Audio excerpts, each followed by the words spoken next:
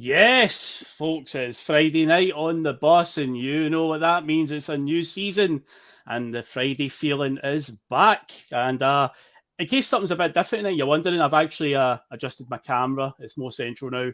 Just a few things on my computer. I've got a wee more slack doing my cable. So instead of it being away over here in the corner, I've now got it nice and central, folks. In case you're wondering, what's wrong? Something's different tonight.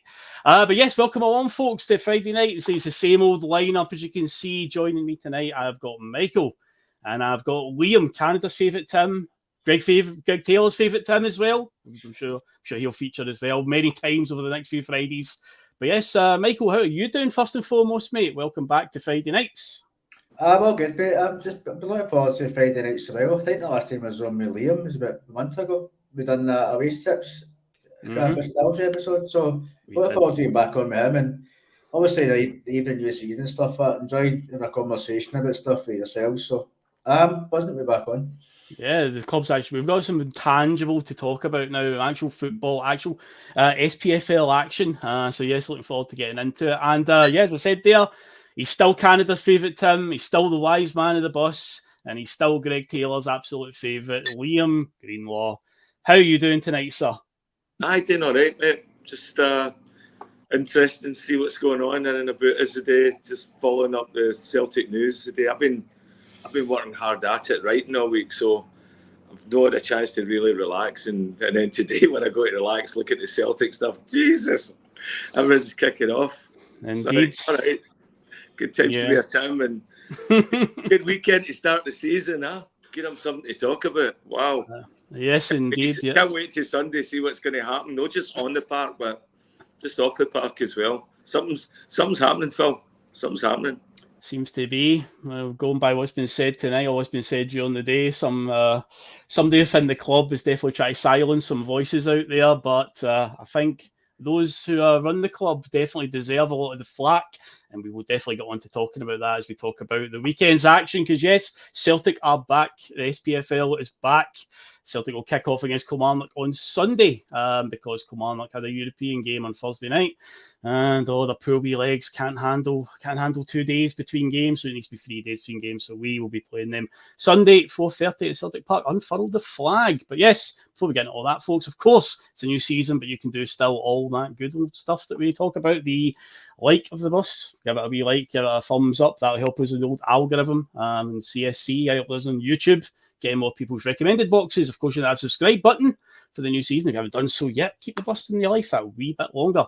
Of course, get involved in our comment section tonight. And of course, something I try and do on the regular on the Friday feeling is stick a wee poll in the comments, and I'll check the results at the end. And tonight's question, and I'm sure we'll talk about this as well, is will Matt O'Reilly still be a Celtic player at the end of the transfer window?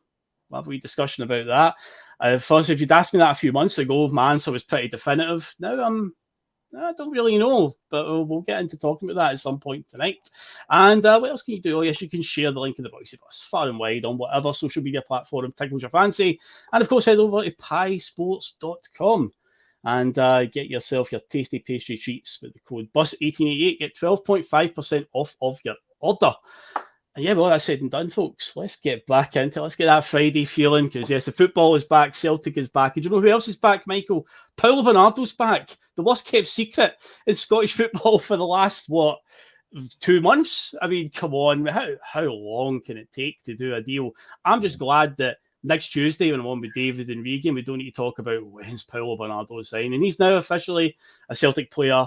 But as we found out today in the press conference, Michael, he won't be part of the squad on Sunday because, shock horror, he's not fit because he's obviously not trained to the squad over the summer. If only there was a way, Michael, for us to make sure he got here earlier.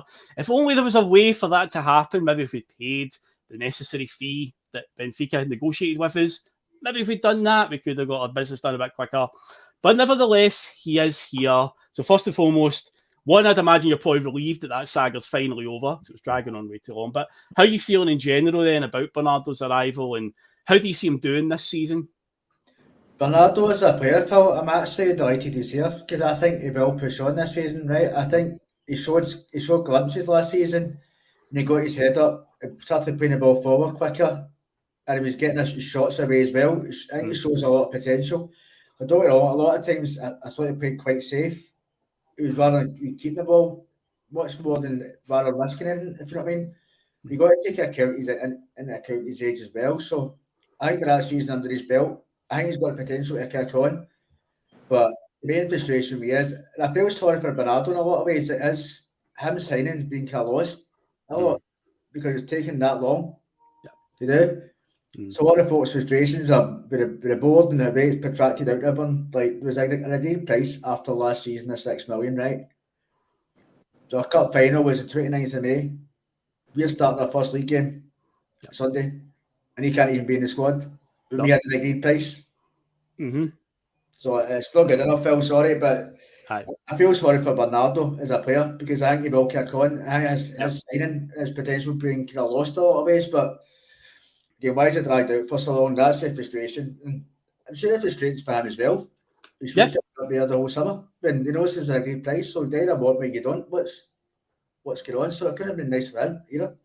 As I said, as a signing, I think he's got a lot of potential. I think he will kick on this season, but again, we'll see what comes after that as well.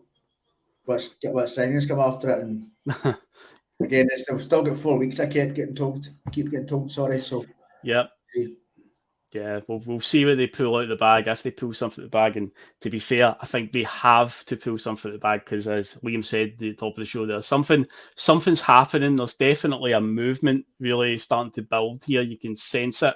But yeah, Liam, regarding yourself and your feelings, Bernardo, it's over the line. The saga's over. Of course, now we'll turn our focus to Adam Ida next anyway. That's going to become another saga. I mean, it already was a saga, let's be honest. It took a dramatic turn through the week with his sudden disciplinary by Norwich. So we need to keep our eyes on that one if that was going to go over the line. But yeah, how are you feeling then about Bernardo and the whole farcical way that he's not even able to be in the squad at the weekend?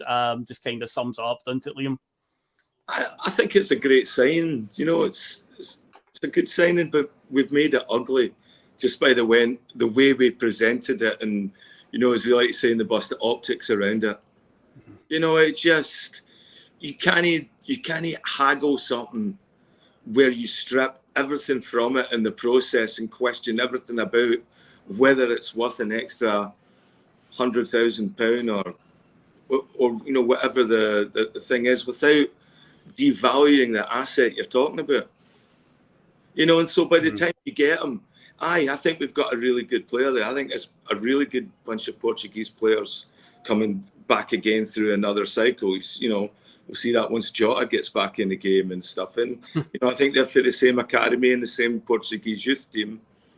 And so, yeah, I think we've got a player that's potentially, go on maybe and break our transfer record. He said 1 year with us, you know, unsettled, you know, and his expectations would be Jota. He's a completely different type of player. But, you know, we saw stuff in him to play him in Champions League games and then to play him again in big games and that. And so, yeah, I think if we just put all our biases aside about development and what we usually get wrong, if you look at it for the real reasons we should be operating as a football club, yeah, he looks like he's got a lot of room to develop. So I think that's a really good signing. You know, it just lets you down the way that they did it. The way that they did it by going in and completely undervaluing and everybody questioning the ability and the value and the, you know, that was really, really poor to do it that way. These things should be done and dusted and have the player coming in confident and all that. And, you know, it's like, wow, they're really great to have me. Not splitting the support just because we get apathetic, you know. You made us lose interest in something that should have been celebrated more. So I think it's a good signing. Yeah, it's mad that one out of the two loans last season was the slam dunk because there was already a fee agreed. Adam Ida, I would have expected to be the ongoing saga. It's amazing that the Bernardo one has ran parallel to it all summer and it's taken this long. So it was all laid up for them. It was a perfect setup. You know, we'd already agreed a fee last year, and we've obviously went back and said, maybe it's a bit too high. But obviously, I think as a result, Benfica have got themselves a bigger sell-on fee, and I know that's one of the reasons why Benfica are so successful at managing the books is the sell-on fees that they get for a lot of the players, or it's just the fact that some of the mad transfer fees they do get off of some clubs around Europe as well, like Darwin Núñez going for extortionate money, and Enzo Fernandez, he's quite topical these days. He went for ridiculous money too. But yeah, in terms of I think after the Jota deal as well, I think a few of the fans were quite outraged that a player of that quality, they went for quite a low fee, and maybe the selling fee wasn't as good. So they've also got a higher selling fee out of it, while we've managed to get the initial transfer fee down. But I do agree with you two boys. I do think, and I've said that a few times now, I think he will kick on this season. I think if he's given a more prominent role, gets plenty of game time, I think we'll see the best of him. I do think there is a player in there without a shadow of a doubt. But let's address the big concern then. Let's talk about just the window in general, Michael. And the fact is, we are starting this league campaign weaker than we ended last season, which is something that some people threw out there into the universe at the end of last season because of previous antics from those who run the club. And really, even though there's a good chance that's going to happen, you just hope that surely not. That there's no way that we can find ourselves in that position. And okay, yeah, the transfer window does run at the end of August, but the season starts 4 weeks before that. And it's like 3 points against Kilmarnock is just as vital as 3 points in 2 months' time against Dundee United or something. They're all important. Every one of them matters. And we've got to have our house in order before we kick a ball, really. I mean, I know, let's say, transfer window does overlap and it does run a bit further, but ideally you want to try and have everything in place. Say Bernardo had been signed up early, he could have went on that US tour with the boys and he would have been fit to be involved at the weekend, but he's not. But yeah, it's quite mad and infuriating that we do go into this game. Now, not that I'm just going to caveat it just now for the viewers, not that I'm setting up that we're in trouble against Kilmarnock, because we get to predictions at the end. I am quite confident we will see them off. But it is still the principle of it, Michael, that, how on earth do we find ourselves here? And it's not the first time this has happened, Michael. Phil, what I was going to say, do you know what the worst thing about it is? It's not even a surprise, is it? No. That's the worst thing about it. Like, remember last summer, they sold Jota and Starfelt, remember? Thought we were indifferent about Starfelt. Right, fair enough. I liked him. And I thought we were a lot weaker after we sold him. Jota's been a massive miss the whole season, right? But the fact they brought 30 million in for two of them, right? We signed 9 project players. And we were told they're project players, and we were told all of August. There's still 4 weeks until the end of the window. Remember, we've been told that, and we're linked with Daniel Pedence through Wolves, and there's a couple of other players top maybe in the 8 million bracket.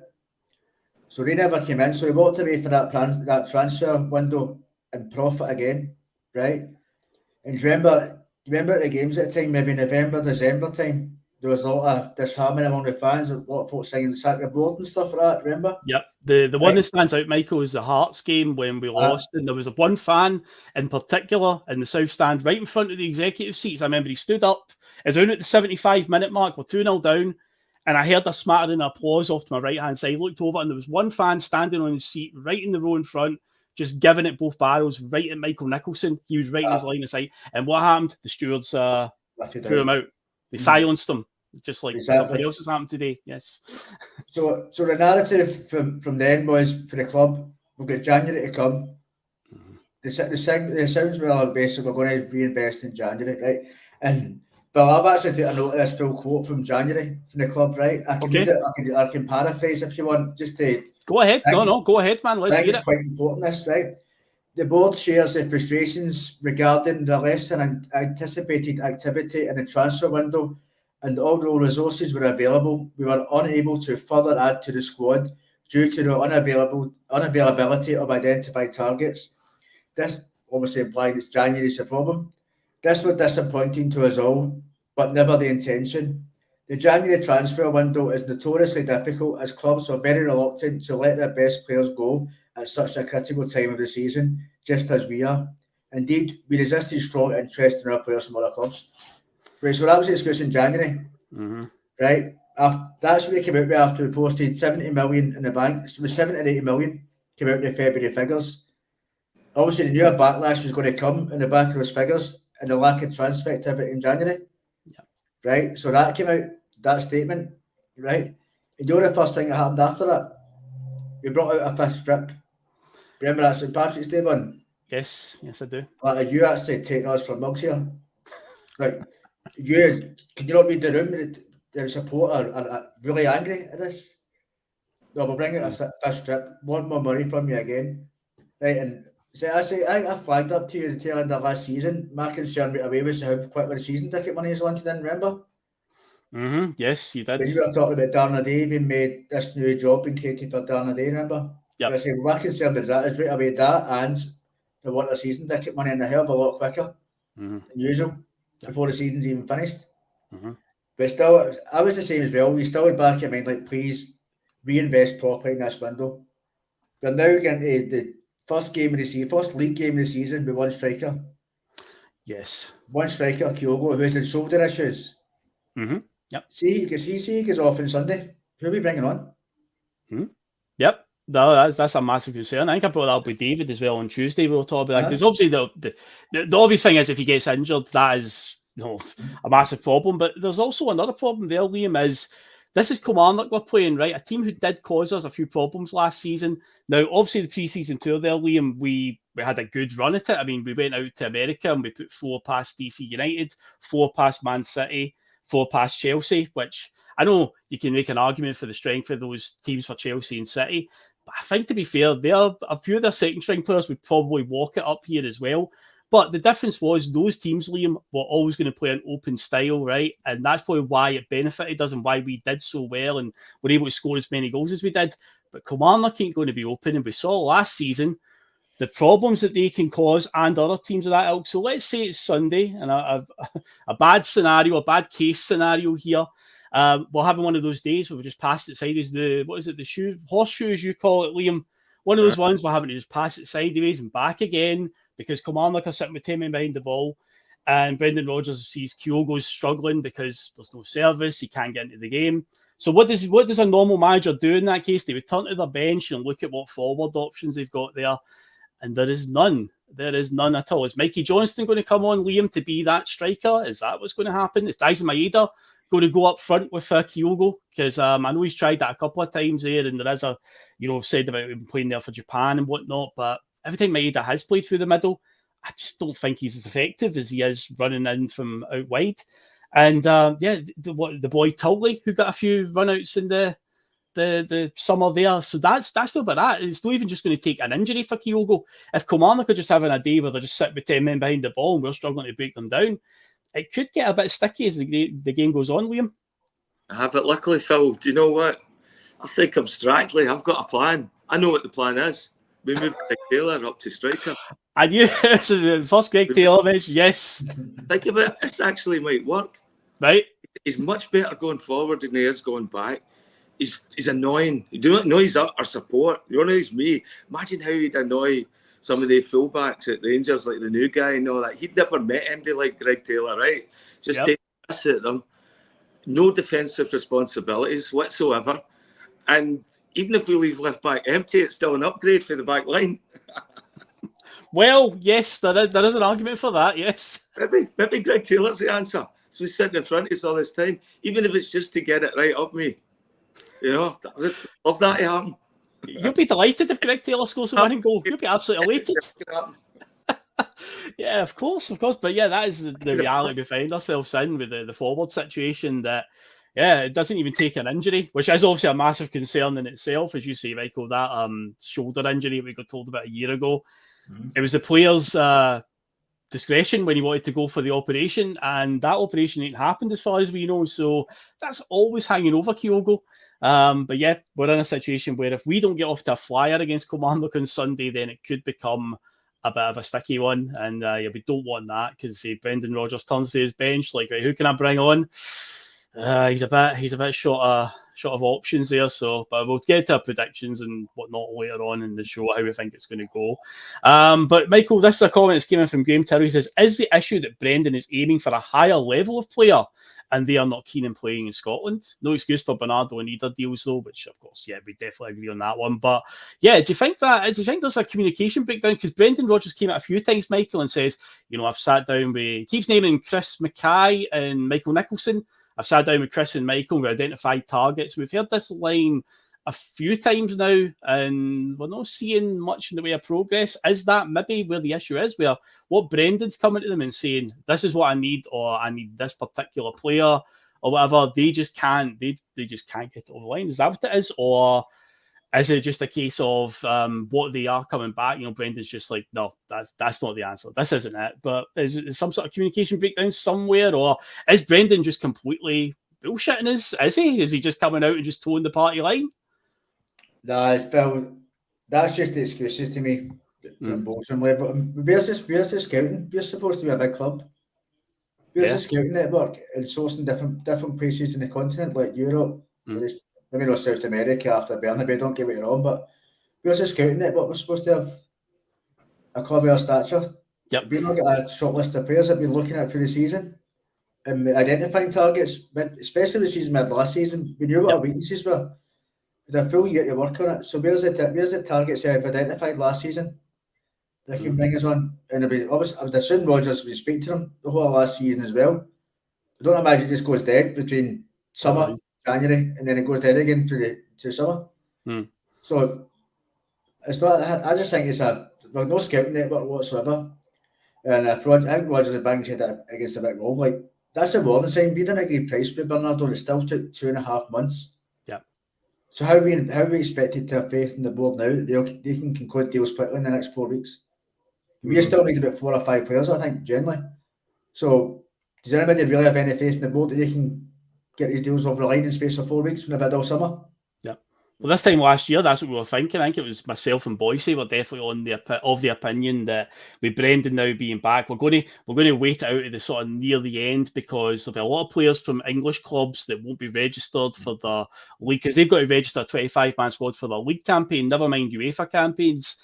And we thought, maybe, that's where the guys like the Kieran Tierney's and stuff like that might be able to be obtained. And we kept pinning our hopes on something like that was going to happen. But she said it was pretty much just project player after project player, all along the way. The only Premier League one that really comes was Nat Phillips on loan. And, well, we know how that one ended up. Not exactly the best one at all. But let's try and look at some positives then, Liam, other than just ranting about the board.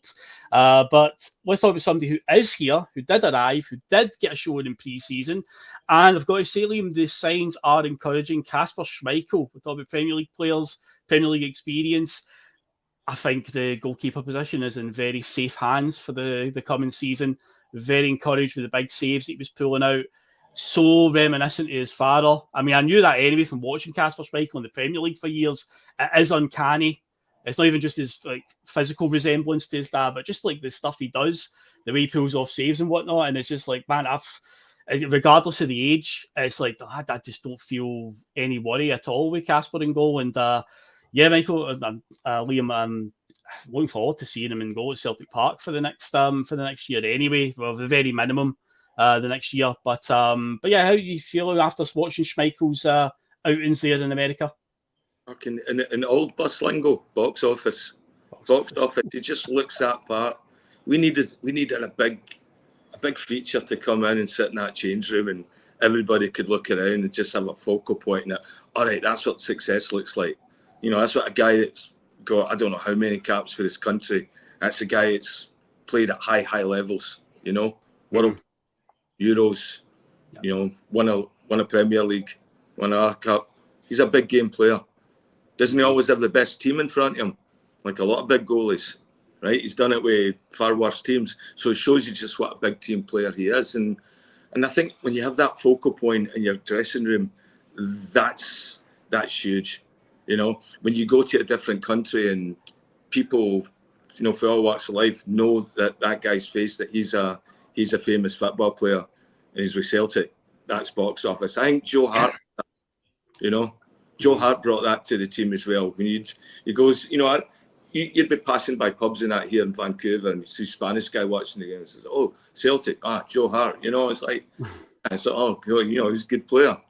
Played international, all that. So, yeah, I think that's good for the boys coming in, somebody to look up to, a bit of a hero.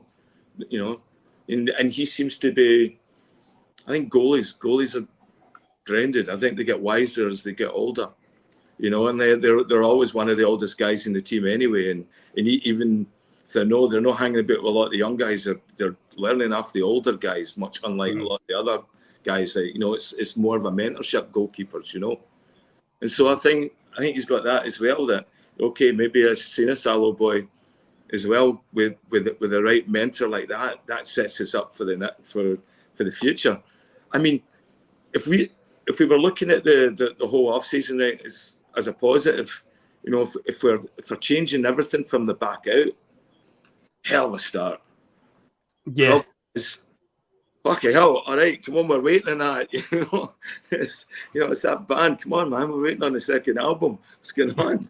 It's like, all right, yeah, you got the goalie right. Stop fucking celebrating and pat yourself on the back. And like, okay, let's centre back. If we're going to move up the park, yep, we'll not get another striker for 2 years. So. Yeah, the way things are going, it does seem that way. But Michael, obviously, you've got a wee leaning towards Man United, so you must be delighted that Casper's there because, again, you've voiced his dad many times, Peter. And I mean, I've seen some interviews recently where, like after we signed Casper, and it was like clips of Peter Schmeichel on podcast talking about that mentality that he's got, very similar to his dad again, where the day that Leicester got the Premier League title, the trophy after winning the league, he was gutted that day that he didn't win the Golden Gloves because he conceded a goal which stopped him from winning it. Even on the day that Leicester have achieved this miracle, they're going to get the trophy, the pressure's off, they've won the title, but that just shows you the mentality of him. And again, that probably comes from his dad, doesn't it, Michael? It does. Well, I watched Michael for years, and I think Casper's got a lot of the same kind of characteristics about him as well. Like, he's got the star jump, but it's brushing out and spreading himself. That Peter Schmeichel had, so he is quite like him in a lot of ways. But if he turns out I think he's going to be a great signing, to be honest, and it's probably a signing we need after Joe Hart leaving his experience. I think Joe Hart was more than just a goalkeeper for him. He was a big voice in the dressing room. He was a big help to McGregor, just with his experience, and obviously Puel looked up to him as well with the career he's had and stuff. I think Casper Schmeichel will be the same as well. And I do like that aspect that the young boy for Villas came in as well. Yeah. As a kind of understudy. Because Schmeichel may be the one, hopefully two, depends how it goes, and then maybe the plan is just for that young boy, Senny Salo, to take over. So purely the Schmeichel signing, I'm happy with that one. But obviously it's not just about the one signing, is it, for summer? But purely about him, I'm delighted with him, definitely. Yeah.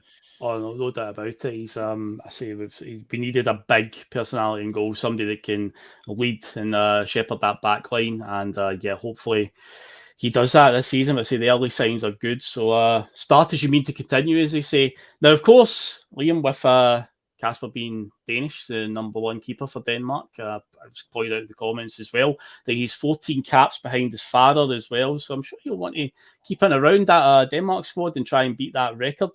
But let's talk about another Dane that's in our team then. Let's address the big one, Matt O'Reilly, and obviously I put it as a poll question. I'll check the results at the end of the show to allow people to vote, but obviously I put up a poll, Liam, saying that do you think Matt O'Reilly will still be a Celtic player at the end of the window? And as I said at the top of the show, if you'd asked me that a few months ago, as we get into the transfer window, in fact, even before the transfer window, I just thought, well, he'll be away in the summer. But I just have this weird feeling with some developments recently that there's a good chance he's still going to be here. And I don't think he's the type of player that's going to throw the toys out the pram if he doesn't get the move. Because what Brendan has said in the interviews recently, and I'm quite encouraged by him saying this, whether he and the board, or rather the board, because they're going to be the ones that will make the decision at the end of the day, stick to this.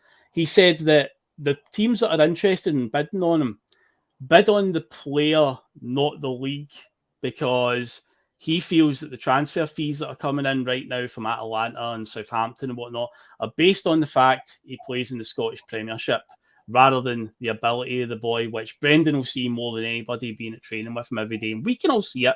We can see how good Matt O'Reilly is going to be. He had a good reputation before he came up here, before he signed for us, about English Premier Leagues teams had been looking at him, like Liverpool and whatnot, had definitely been keeping tabs on him in some degree. So there is teams down there that are aware that this boy had something, and he's obviously started to hone his craft more in the last couple of years. But the things that Brendan said about, bid for the value of the player, not the league, makes me think that clubs might not meet that valuation, and there's a good chance he's still going to be here. Liam, how are you feeling about the O'Reilly situation right now? I don't think we'll sell him. I think after this weekend, especially with, what you were saying earlier there, like, I think board would be daft to sell him. I think they'll have a mutiny on their hands because we're not going to replace him. Yep. And I think the board or the club or media or whatever could withstand the backlash for the Celtic support that will go on if they do try and have the audacity to get away with selling them and thinking but Bernardo's the replacement. Bernardo's a good player. But I think we need another season out of Matt O'Reilly. And I think it would benefit him. If he's got his head screwed on, I think, okay, so Morgan Weghorst, he's the new manager of Denmark. Yes, yeah. The Denmark goalie's in our team now as well. All right? There's a good chance you could be on that flight with him every game now. And that can help him as well for, a Danish point of view, sort of like participate in part of this boy's development as well, of him turning in it. Because you can see it, everything about him. He's got everything, He doesn't have a burst of speed, but his reaction time's really good. His one-touch stabbier pass, around that 18-yard line. Okay, you play with better players. That's going to start coming off more than, 1 out of 5. It'll start being 2 out of 5, 3 out of 5. And then all of a sudden you look like a world-class player because you are. Because you're playing world-class football with other players at the same calibre. So I think good players would make Matt O'Reilly better. So I think his next team has to be a really good team. And I think he'll get there by showing up this year in the Champions League. He didn't have a great Champions League. I mean, he's very unlucky with referee calls and all that as well. Yeah. Again, that's all energy. You learn to control that. These are big games, and so don't go flying in and stuff like that, or just over try and do it. Try and play relaxed enough that you're still running about, that you're still alert and aware. I think he's been too relaxed the last games he played in the Champions League. He's not got the timing right to play at that level of football. And I think Celtic gives him a really good chance to go and do that this year because Southampton, who are they going to play? No, that proposed deal that came out this week, or was rumoured anyway, that they were going to pay 15 million and send us a player on loan for a year, which wasn't even the same position as Matt O'Reilly. If you want to be pernickety about it, well, he's a central midfielder. There's different roles to the central midfield. You've got an attacking one that's more box to box. You've got defensive midfielders. This guy was more a defensive midfielder. Doesn't really, and as I said to David on Tuesday night, what if that deal went through and this boy Shea Charles came up here for a year, wasn't that good, and we decide, well, we're not going to take up the option to buy him, and then what did we achieve at the end of the day? We got probably less money than what we should have for Matt O'Reilly, and we didn't even get a player out of it in the end. So yeah, it's there's still going to be a lot of drama thing, but I am still leaning towards now that I think he's going to stay. I think it's a fair point there, Michael, that Liam makes about, and again, do the board really care what we're talking about? Do they really? But I do think if they do sell him at this stage, there is potential for real trouble with the fans. Like, I mean, it's boiling now. It could be ridiculous if that was to happen because, again, there is a worry that there isn't going to be a replacement, but there's also, and I don't want to give them too much credit and think that they're thinking a bit outside the box here, but we're not hearing much in the way of many links to central midfielders. We keep talking about we need to sign an O'Reilly replacement because many fans are like, he's going to definitely leave. Maybe the board and the club in general are just confident that he's not going to leave, and that's why a lot of the players that we are getting linked with aren't really central midfielders that are going to replace his role. So maybe it's a case of, I said, I don't want to give them too much credit that they're thinking that far ahead, but maybe it is something like that though, Michael, maybe. Nah, I think Liam's spot on what he's saying, there'll be a mutiny, but that's something that your head's filled, especially if Atletico Madrid came in January. Right, I think there's been an agreement, let's stay until the summer. The last 6 months was what doing the harm, and then the agreement is we get the right price, we'll sell in the summer. I think he's going to go. I think he will go, and I don't really begrudge him that either. I think he's a better player than the Scottish League, and he's been here 2.5 years. He's won a treble, he's won a double. He's played in Champions League twice, 2 seasons in a row. Two seasons in a row. And Andrew's because when he came first midway through Andrew's first season, we were already out of the Champions League. No, Andrew's second season. No, he came in Andrew's first season. He's played 3 times now in the Champions League, hasn't he? No, he came in January and his first season. January. We were in Europa League that season, weren't we? Yeah, Europa, aye. that's right. So we were. So he's had 2 seasons in the Champions League. He's won a treble. He's won a double. He's been here 2.5 years, and I think he'll know as well. We can earn a lot more money playing in a better league. And it's like, I think you can't grudge him going, to be honest. No, definitely not. No. You know what I mean? So I think the agreement would have been in January. Hold on to the summer. We got a suitable offer, then you can go. I think it's on the board said nothing planned ahead from January. They had 6 months to plan for it. So for them to identify targets, that's down to them. It's not Matt O'Reilly's fault either, if that's been the agreement that he can go in the summer. So Liam's 100% correct. There will be a mutiny because of it, but whose fault is that? It's not Matt O'Reilly's. So you can't really hold him back either if he's wanting to go. Yeah. Like, I think there will be an agreement, but it wouldn't surprise me if it's late on the window as usual. And we're left a little time to find an adequate replacement, even though we've had months. You should have been planning for it anyway, but we'll see. I think we'll go. I think we'll definitely go. That is definitely one of the biggest fears about him going. It's got that sort of Moussa Dembele vibe to it, where if he's going to go, the fans kind of expect it to happen, but you just don't want it to happen so late in the window that it leaves you very little time to do anything about it. And it happened to Moussa, although there is an argument that Odsonne Edouard was the replacement all along, but I think that left us at the time we went from 3 strikers to 2 and had to make do with that through to the mid-season window there, where we ended up signing was Ollie Buck and Timo Weir and all that. So and at the moment, I say with the drop-off in quality at times, I know there's some fans out there or our pods and that have made cases for, Quan's looked quite good in pre-season. Boston Lawwell was really good last season for Fleetwood Town. No, if O'Reilly leaves and we're left with Bernardo, Hatate, McGregor, it's a decent enough midfield 3, there's no doubt about it. But if one of them gets injured or suspended, the drop-off after that is pretty alarming, because Thiago Holm, what does the future hold for him? Is he going to kick on this season? Is he going to really make a mark on the team? We don't know. Still a project player, still a bit of a gamble. Say Boston Lawwell, look at what happened to him in pre-season there. Came on as a sub against DC United and was subbed off about 25 minutes later. I mean, that's never a good sign at all. Not injured or anything, but I subbed off. Then there's Quan, the much maligned Quan. To me, the midfield options are not fantastic if O'Reilly does go. And that midfield 3 of Water, I suppose, is still there as well. So I guess we've got that. I mean, Water's shown in times, he's that guy that Brendan's going to put on to try and shore up a game. That seems to be his role. In terms of starting games, Awata doesn't seem to feature that much, but he's definitely the guy that Brendan likes to put on late in a game to help see it out and whatnot, some fresh legs. But it does worry me that if he does go, even though I'd say I am still leaning towards, I think there's a chance he does stay, but there is an argument for both sides, no doubt about it. We'll find out by August the 30th. But hopefully it just doesn't drag out that long. Let's start talking then about the game on Sunday and concentrate on the team that's going to be fielded. I mean, you could pretty much look at a lineup for last season. It probably would be the same apart from Casper Schmeichel in goal. The back line, obviously, we'll avoid the left back. There's no point talking about the left back position, is there, Liam? Because there's only one option. And again, it's mental that we find ourselves there, because again, another scenario, if we get an injury or a suspension to Greg Taylor, then what do we do? I know the boy Anderson got a few games there in the off-season and people were talking him up. Again, you look at the B team, how they've played in that whatever league it is, the 5th tier, 6th tier of Scottish football, and some of the results they have. Do we really want to be putting faith in them? We definitely need to invest in a left back.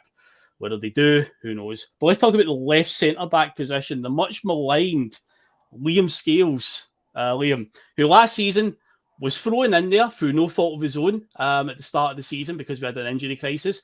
And I think because expectations were so low from many fans, obviously many of us went, he did all right. He did absolutely fine. And week after week, you felt like, he's not too bad. He's doing all right. But I definitely felt there was a point where his progress kind of peaked. And I think he's a solid enough squad player, Liam Scales, and I'm happy that I'd rather have him than Stephen Welsh. I think he's definitely better than Welsh. But we still find ourselves, we're going into the new season, centre-back pairing is probably going to be CCV along with Scales.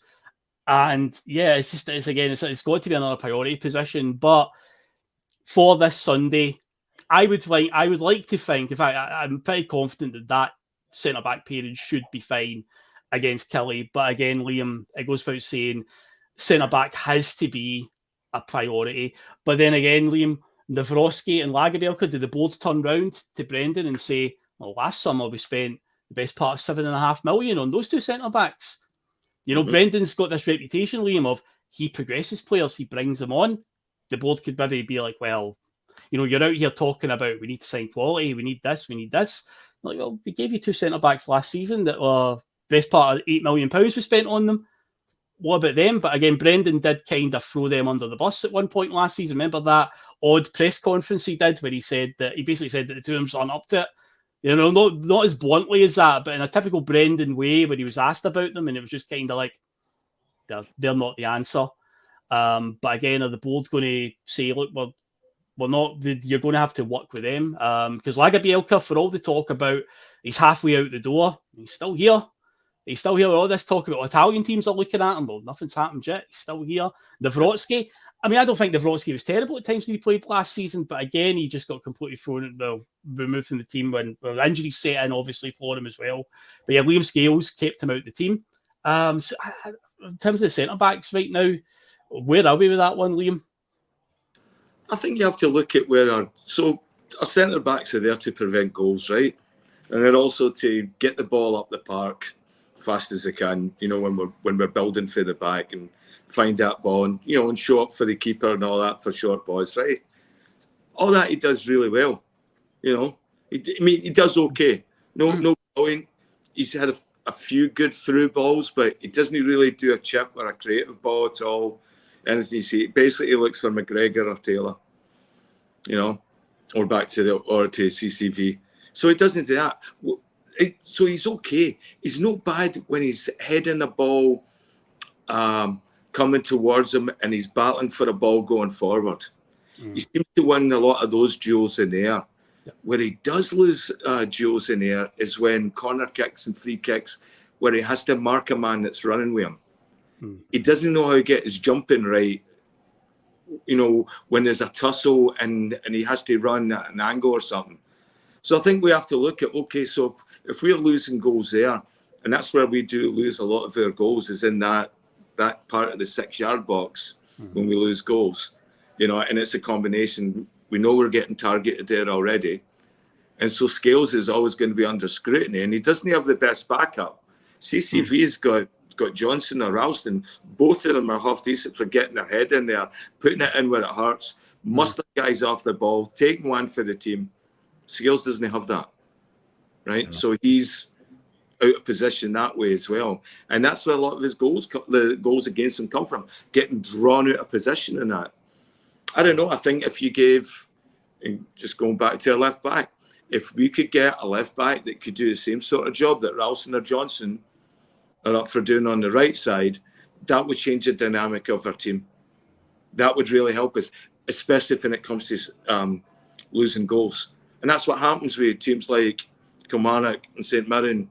When we do lose a goal and we'll lose them early or whatever, that whole team's head goes down because we're not invincible anymore. We're not flying. We're not playing that what we used to call Ange ball or Brodge ball now, or whatever we're calling it. You know, I want to see that. I want to see that building for the back this week. And so I think he's got to look and see who's the best team to do that. And you know, I don't think Scales is a bad player, and I think he can improve. But he needs to improve on tracking his man inside the box when his free kicks and corner kicks. That's where we lose goals, and we have to see, is Nawrocki better than that, or is Lagerbielke? I thought Lagerbielke looked good going That's forward. a weird thing with Lagerbielke. I can't understand again, Brendan sees him all the time in training. But see, that comment that he made about him and Nawrocki in that press conference where he was just saying they're not up to it, essentially. But yeah, Lagerbielke's career has been handled terribly at Celtic. So again, he was thrown in at the start of last season. Him and Scales had to be the centre-back pairing for the first, 7 or 8 games of the season last season. And other than losing to Kilmarnock in the League Cup, I think Scales and Nawrocki might have played that game, but I think in the league, Scales and Lagerbielke starting as a partnership didn't concede a goal in like 5 or 6 games in league action. And then, of course, he's exiled out the team after an injury. And then he comes back and scores a goal against Feyenoord after coming on as a sub. And then a couple of fleeting substitute appearances. Of course, he was pretty much out the door in January. And then he was told, no, we need to keep you because Carter Vickers has got an injury. And then just was kind of left to obviously just done nothing for the second half. Seen a couple of fleeting substitute appearances. So it's been a really weird set of circumstances with Lagerbielke. What the future holds. I say he's still here just now. I say the board may argue that, well, he's still here, as is Nawrocki. So while they're still here, you need to try and use them. You need to try and get something out of them because, again, it's quite a big outlay for us. But again, it's another position I think we do need to spend. And people are also coming in with their opinions on Scales. Say I'm happy with him as a squad player, but I don't think as the first team he is the answer. Like Graham Tyrrell has said, that Scales' weakness is his lack of pace and lack of fast passing. One of the things I always say about Scales, I think, and it's similar to what you said there, Liam, is see when it comes to reactionary stuff, like, tackles, winning headers and whatnot, I think he does fine, a bit like what Carl Starfelt used to do. But see when he's asked to dwell on the ball and run out of defence and try and find a pass, it's like that's where he can put us in a bit of trouble, which goes back to when Starfelt was here. I always wondered, well, if that's a bit of a weakness for him, why was Ange always asking him to do it? And then last season as well, you see like Scales coming out of defence, looking for a pass, maybe giving it away, getting caught in possession. But Carter Vickers has shown that he's quite silky and quite smooth on the ball, can usually find a pass. Why don't we ever ask Carter Vickers to be that guy that starts the play out from the back? It's a strange one that I always scratch my head. That's the last 2 managers have done that. There's been a centre back alongside Carter Vickers who isn't as good as passing as Carter Vickers, but he's always the one that's expected to start the attacks out from the back and carry the ball 20 yards. It's perplexing, Liam. No, I think that's Schmeichel's role this year. If you look where we had success in the pre-season, that ball for Schmeichel up the middle to Callum McGregor, that seemed to be a ball that caught a lot of teams off. And whether it was McGregor, O'Reilly, Hatate, whoever was coming back for that, they were trying to do like a 1-2 pass up to Kyogo or to the wings. And that was working. And that worked. That's what's going to be excited to see this weekend with the team. Is this okay? So the pre-season with the 3-4 goal games, right? Will that work against Kilmarnock, knowing at the press deep and all that, right? Will we be able to do that? And I think maybe we will. Because, I mean, Chelsea's doesn't matter. They're not much better football players than Kilmarnock. So whether they're pressing us high or whatever, they couldn't stop us when we were coming through them. That wasn't something their shape couldn't come. It's just something that they couldn't cope with. And I think if they can't do it, I can't see Kilmarnock players doing it. So I think we'll see. I think we'll see Sunday how good this team is. If it is, if Rodgers has come out and delivered on the promise that I'll make them better players. There seems to be a lot of talk about the team itself having a much better unity type thing. It was almost that second and season. Yeah. And that might be working as well now, where there's a lot of players that are starting to, just have a better, better lifestyle in Glasgow. They're settled, that sort of stuff, and now they're forming, friendships. Some of them have had good world international tournaments coming back with success. Alistair Johnston, by the way, was named on the team of the tournament, wasn't he? Copa America team of the tournament. The only Canadian. Yeah. Team next to Alonso Davies and they got to the semi-finals. That is good going for him there. So yeah, hopefully it has, because last summer with Ange leaving, it's going to cause disharmony. There's going to be an adaptation period. So the fact that these players have had the whole pre-season to work with Brendan, and I say, well, we look at the results out there in America, you'd like to think that it's going to have a positive effect. And yeah, a lot of people are saying in the chat as well that they think that Casper Schmeichel could be the guy that will be starting the attacks, and Patrick Baldwin uses a quarterback comparison. They go to the American football comparison. He'll be a quarterback for us. There's no point to stop at the midfield, because I say the midfield three, Michael pretty much is going to pick itself against Kelly. It's going to be Hatate, it's going to be McGregor, and it's going to be O'Reilly. But the winger positions, this is one we talked about a lot in previous Friday feelings last season. The rotation that went on last season, it might continue into this one, but at the moment, what Kuhn obviously showed some great moments in that pre-season, especially against Manchester City. So people are hoping that maybe this is him going to find his feet and kick on. So he dies in Maeda. Palmer showed us a few moments as well. And we spoke about it on a Tuesday Ticket episode recently, Michael. We were talking about Palmer and saying there is something there. There definitely is. And I say, go look at what he did in pre-season, some of the moments he had and scoring a couple of goals as well. You'd like to think that he can find that, because he's definitely a confidence player. But in the moment, in terms of the wingers, what do you think Brendan will go with on Sunday against Killie? Because again, mind they're going to be playing against a 10-man deep defence. So who's going to cause them the most problems? Or is the heroic James Forrest going to continue this late season or late career purple patch that he's having? I think Forrest will start, Phil. Was Kuhn not injured anyway? Like the last game? See, I'd heard that he got injured or after the Man City game, but then people saying he was still training with the team properly for they were still out there. But then, of course, he didn't feature against Chelsea. So it might very well be the case that he is injured. But yeah, that might be the case then. Well, I think he will kick on this season. If I think he's got room for improvement. I think we'll go with Forrest though. If Kuhn has been carrying a lot, then I don't see him necessarily listening. It might be in the bench, but I think we'll go Maeda and Forrest. See, a few people are saying in the chat that Maeda injured as well. Yeah. Oh God, is he injured as well? Maeda and Kuhn, so it could very well be Palmer and Forrest. Then we might not have no choice. Or Michael, does your namesake one Michael Johnston get a run out at the weekend? Does he start, or does he get kept in reserve on the bench in case we need a second striker option on the park? Is that who it's going to be? No, please no. I would take Liam at left wing rather than Mikey Johnston, to be honest. But he's just not good enough. He's got to move out in August. Simple as that. And I've actually seen folk saying like, we give him another chance. I think he'll be good this season. How many chances you got to give him? Yeah, I think that's about 5, really. Yeah, when you think about it, he first burst on the scene I say burst on the scene, but he first appeared on the scene in Brendan's second season, I want to say. He was sort of on the periphery of the first team, and then I think it was under Lennon when he took over second time, and it was the start of his first full season back, that he had a really good start to the season. And as is usually the case with Mikey Johnston, injuries set in. I can remember him scoring a fantastic goal against Sarajevo in a qualifying game. And he had a good game at Ibrox. We beat them 2-0 early in the season when Johnny Hayes scored and Edward scored. But I can remember Johnson playing in that game. Lennon definitely wanted to do something with him. You could see that Lennon had some faith in him. And but yeah, injuries just kept catching up. And then, of course, I think the infamous moment, of course, it was later in that season. We were playing St Johnston at McDermott, and he'd obviously copped an injury. And I think Lennon said, "Look, I'm going to bring you off," and he obviously wanted to stay on. Then, of course, he did go down injured, had to come off. And, of course, we did get this moment as he walked off the park. We'll always be thankful for that, I guess, for Lennon telling him exactly what he thought. A meme was born forevermore. But yeah, that summed it up with Mikey Johnston. But like I said a couple of weeks ago, we were talking about this on with him being in and around the team right now.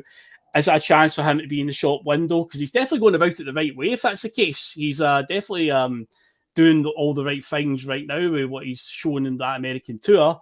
But yeah, I genuinely thought, Michael, that with the way he started at West Brom when he went on loan in January, and I was listening to one of the sports radio channels, and one of the phone-ins, and a West Brom fan was on it, and he's like, I can't believe this guy doesn't get a game at Celtic.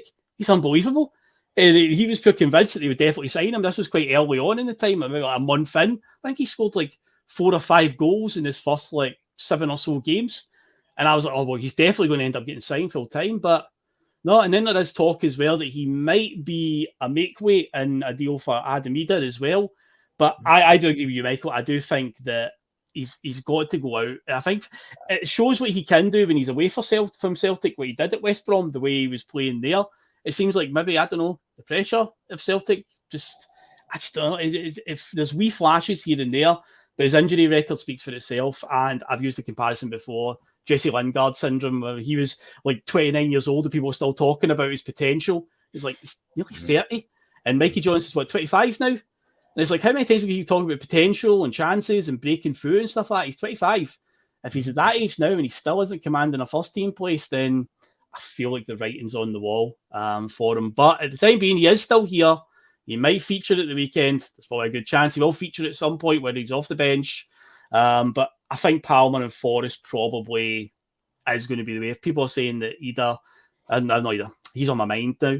Maeda is injured, and if Kuhn is injured, then I think it is going to be Palmer and Forrest will start. But Liam, do you think maybe a wild Yang might appear out of nowhere? Do you think we might be subjected to that one? Again, last season, there were wee moments, there were flashes from him, but more so compared to Palmer. I think there were more flashes from Palmer compared to Yang. Yang's ones were very, very limited. But could he be getting a start out of nowhere on Sunday?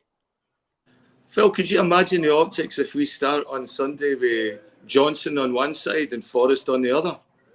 You imagine you'd be looking at your date on your iPad or however you watch it, just wait a minute, that's an old game, Yep. But both of those could be viable options as well. Mm-hmm. I don't know what Rodgers. I think Rodgers will probably start Johnston. It might be a motivational thing. Who knows? Mm-hmm. But it makes sense. It's like, all right, your job is to feed Kyogo and all that, and either make them miss you or here's your chance. It's all about chances tomorrow, right? So who are we going to give a chance to? Mm-hmm. You're in front of your home crowd. It's going to be a big day. We're playing this. Playing Kilmarnock, who we know is going to give us a good challenge. And so it's a good time to sort of set your intent for the season, and Rodgers is one of the man motivators as well as he comes across as, I don't think any of those tactics will be lost on him tomorrow. And so he might be looking to say, okay, who's going to respond well tomorrow in front of the big crowd? Who's going to see this as an opportunity to sort of put their mark on the season? And I think we'll see if that Celtic team can sustain that high pressing, just playing quickly from the back through the middle, and just a really quick transition game that gets the ball into their third, with loads of space. And let's see if we can exploit that. And I think that will show us everything. If it goes back to the horseshoe, as what we said before, those players will just hypnotically just stick back into that. So it can become patterns that are familiar. We have to be disruptive in everything that you do tomorrow, and just playing our game against them. Aye. And so I think you look at the players that can do that. I mean, all of them, all the forwards seem to be operating in that role where they were overlapping and crossing over. And so I think it just depends on the style tomorrow. I think it'll be bad optics if he has Johnston and Forrest on. Just looks too deja vu. So it could be Johnston and Yang. Don't think Palmer. I don't know. I think Palmer's head's too big. See all this stuff when he was in the States and all the dancing. He's paced, Well, there's a certain player that was playing over at Ibrox. He won't be there for much longer. That we were very quick to always point and laugh at. We always little TikTok dances and whatnot. So it seems like Palmer's very into his whole Instagram and TikTok and all that stuff as well. So we were laughing at TikTok Todd for it. So it's like, but I think Palmer has got it in him. I do think he can back it up, but he's got to just have that consistency. He's got to, and hopefully the preseason we can find it and bring it out in him.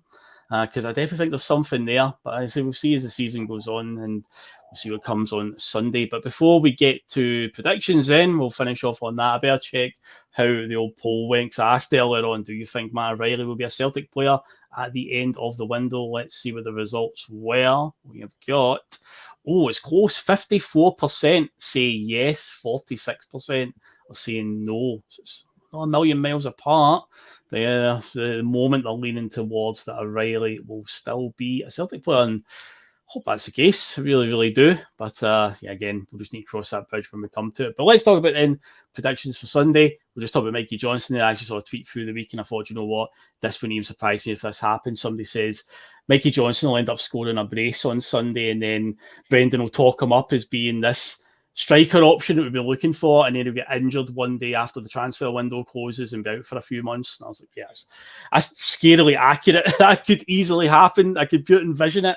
But I will go for a 3-0 victory for Celtic on Sunday. I think we will we'll put on a show on Flag Day. I think we'll start quite positive. We tend to start quite positively on Flag Day. We usually do it on the last day of the season at home. We usually have quite a resounding performance, and I think we'll do it on Flag Day as well. I think we'll come away pretty comfortably. Yeah, Kilmarnock, they will have the stodgy 10-man behind the ball and whatnot, but I think we'll find a way. And I think an early goal, as we always say, it's always crucial against these teams when they come to Glasgow, but I think we will find it, and I think we'll go on and win 3-0.